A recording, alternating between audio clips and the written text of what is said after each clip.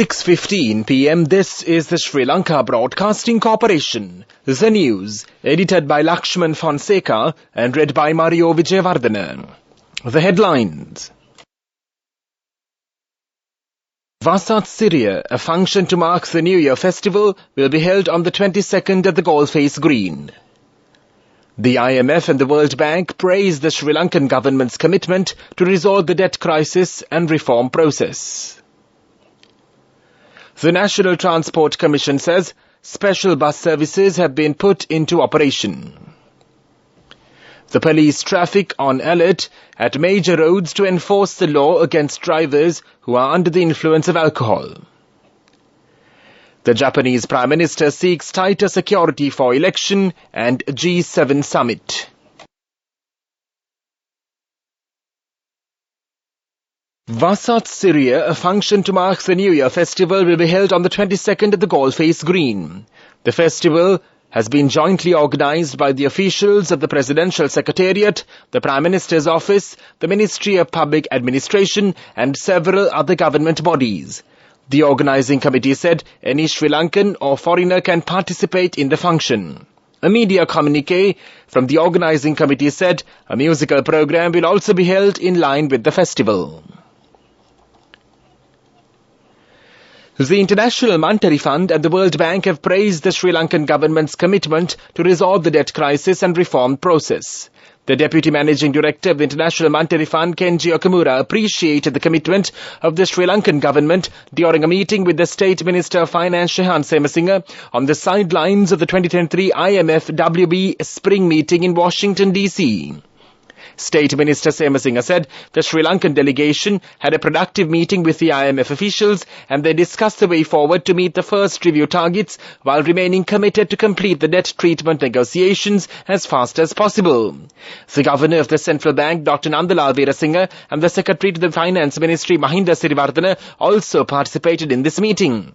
During the event, President Ranil Wickremesinghe said Sri Lanka remains committed to continue to engage with all creditor nations and other stakeholders in a transparent manner based on the principles of comparable treatment. President Wickremesinghe joined the press briefing in Washington virtually and thanked the government of Japan for organizing the crucial meeting together with the government of India and France. The National Transport Commission (NTC) says special bus services have been put into operation now. The NTC said special bus services have been arranged for the convenience of the people returning to Colombo from their hometowns. The SLTB's Deputy General Manager Panduka Swarnahansa also said special bus services will be operational from today till Tuesday. He added all provincial depot managers have been advised to provide additional buses if the necessary considering requirements of the passengers arise. Meanwhile, the NTC's Director General Nilan Miranda said private buses including special bus services have been assigned for the convenience of the passengers to and from Colombo. However, the Railways Department said a total of 34 train services have been cancelled due to the lack of operators. The department said engine drivers who had gone on leave for the New Year had not reported for duty today. Therefore, the said number of trains had to be cancelled up to this evening. The department said the number of cancellations may increase by the end of the day. This news broadcast comes to you from the Sri Lanka Broadcasting Corporation. The police spokesman SSP Nihal Talduwa says officials of the police traffic department have been deployed at major roads to enforce the law against drivers who are under the influence of alcohol. SSP Talduwa requests motorists to cooperate with the traffic police when during vehicle checks. Meanwhile, the police media spokesman requested the public to pay more attention while driving, stressing that legal action will be taken against drivers who violate traffic rules. Furthermore, SSP Talduwa requested the people not to swim in pools or bathe in rivers or streams under the influence of alcohol. Meanwhile, the Colombo National Hospital said a total of 175 accidents have been reported during the New Year days and 145 of them involved males. However, there has been a significant reduction in injuries due to the use of fireworks and only one incident was reported relating to injuries caused by the use of firecrackers. The Navy spokesman Captain Gayan Vikramasuriya confirmed that a special search operation carried out by the Sri Lankan Navy in coordination with the police and other intelligence agencies has taken place. The Navy confirmed that a total of 6 individuals have been arrested with a large stock of narcotics in the southern seas, including a multi-day fishing vessel transporting narcotics. The Navy noted that the quantity and the value of the seized narcotics have not been assessed thus far. The main news story is brought to you by Siddhalepa Vedamahatmya. The International Monetary Fund and the World Bank have praised the Sri Lankan government's commitment to resolve the debt crisis and reform process. The Deputy Managing Director of the International Monetary Fund, Kenji Okumura, appreciated the commitment of the Sri Lankan government during a meeting with the State Minister of Finance, Shehan Semasinghe, on the sidelines of the 2023 IMF-WB Spring meeting in Washington, D.C. The State Minister Semasinghe said the Sri Lankan delegation had a productive meeting with the IMF officials and they discussed the way forward to meet the first review targets while remaining committed to complete the debt treatment negotiations as fast as possible. The main news story was brought to you by Siddhalepa Vedamahatmya.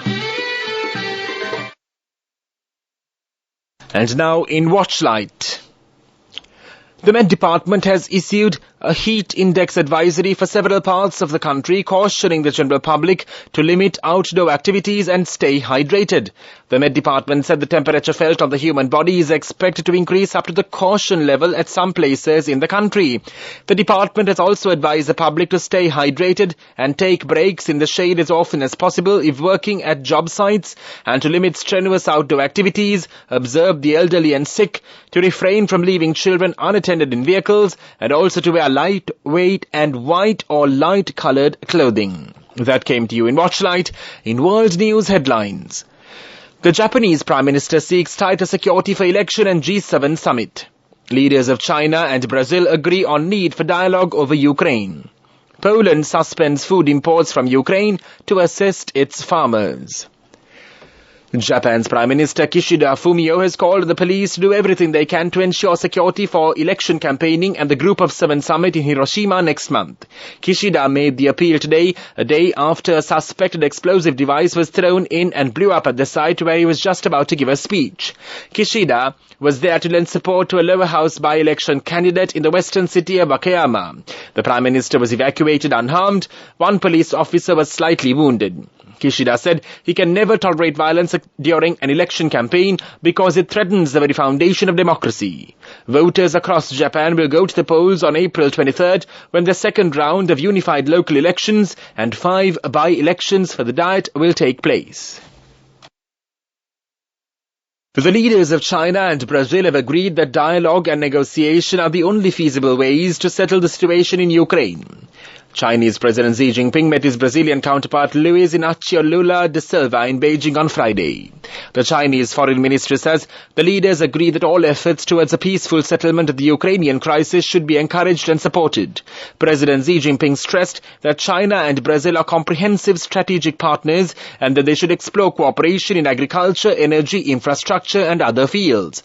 Lula reportedly said that Brazil is committed to developing closer relations with China from the strategic viewpoint of promoting a rational international order. Poland's governing party leader Jarosław Kaczyński says the list of banned items from Ukraine would include grain and honey. Poland's government said it will temporarily prohibit grain and other food imports from Ukraine as it seeks to address a rising anger of Polish farmers who say they are losing huge amounts of money to a glut of Ukrainian grain on the market.